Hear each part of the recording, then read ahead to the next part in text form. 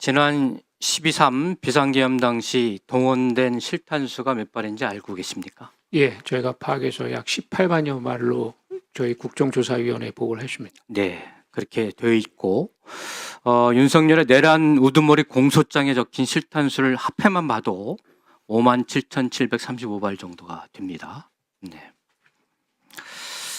수만 발의 실탄 중 단 한 발도 사용되지 않았다는 것은 천만다행이지만 그 일을 다행이라고 부르는 것 자체가 이미 대한민국의 수치이고 비극이라고 저는 생각을 하고 있습니다. 윤석열 대통령은 국군의 날 경축사에서 제복입은 이 영웅들이 존중받을 수 있도록 최선을 다하겠다라고 얘기를 했습니다. 근데 존중은커녕 지금 평생 군에서 헌신한 사성장군, 삼성장군들이 내란 혐의로 구속되게 만들었고 가족들과 전 국민이 지켜보는 가운데 수갑차고 불려 다니게 만든 장본인이 윤석열입니다. 그래서 참담합니다. 하지만 탄핵 심판 재판정에서 윤석열은 아무 일도 일어나지 않았다. 국회의원을 끌어내라고 한 적도 없다.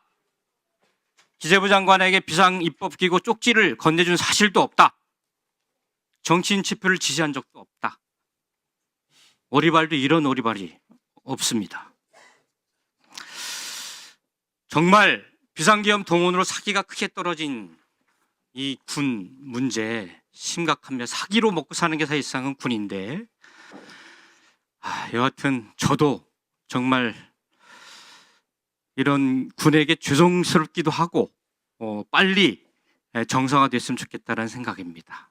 직무대행으로서 저한테 이 비상계엄이 선포되기 전에 예결위 간사님 저한테 직무대행께서 오셨죠. 예. 그래서 화면을 한번 봐주십시오. 국방부의 2025년 전력운영비 증액 요구를 하시지 않았습니까? 예, 그렇습니다. 당직근무비 인상, 기본급식비 단가 인상, 작전훈련 간 간부급식비 증액, 민간위택 급식사업 보조비 신설, 이사 화물비 현실화, 단기복무 장려금 인상, 단기복무 장려수당 인상, 학군후보생 생활지원금 단가 인상, 주거환경 개선비 신설, 주임원사 활동비 인상, 소대 지휘활동비 인상. 정확하죠? 예, 그렇습니다. 2025년 반영된 예산이 1조 5,490억 정도 됩니다. 여기에 4,931억 증액을 요구를 하시지 않았습니까?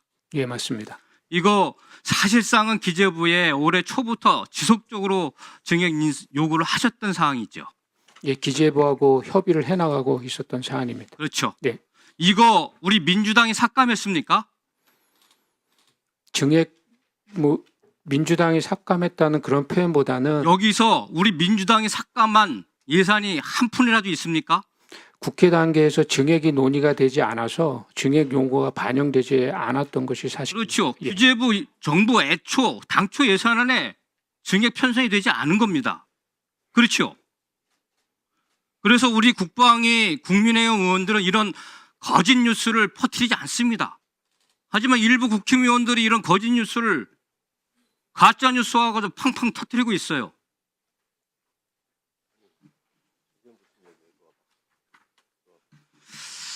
최근 직무대행님, 기재부에서 각 부처의 추경 소요 조사를 한 것으로 알고 있는데 국방부에서도 소요 조사 했습니까? 아닙니다. 지금 그 사항은 추경 관련된 소요 조사는 하고 있지 않습니다. 않습니까? 예. 제가 알고 있기로는 기재부에서 수요 조사를 한 것으로 알고 있는데요. 예, 국방부는 제가 보고받은 바가 없습니다. 그러면 군 사기 인작을 위해서 단기적 대책으로 반드시 추경 편성이 이루어져야 된다는 것에 대해서는 동의하시죠? 예, 추경 편성이 된다면은 의원님들께서 이것을 반영해 주시기를 저희 희망하고 기재부에 있습니다. 적극 좀 대응을 해 주십시오. 소요 조사가 온다고 한다면. 예, 그렇게 하겠습니다. 저도 국회에서 추경에 반드시 전액은 다 힘들겠지만 반영토록 노력을 하겠습니다. 예, 알겠습니다. 다음 질문을 하겠습니다. 김선호 직무대행님, 다음 화면 좀 봐주십시오.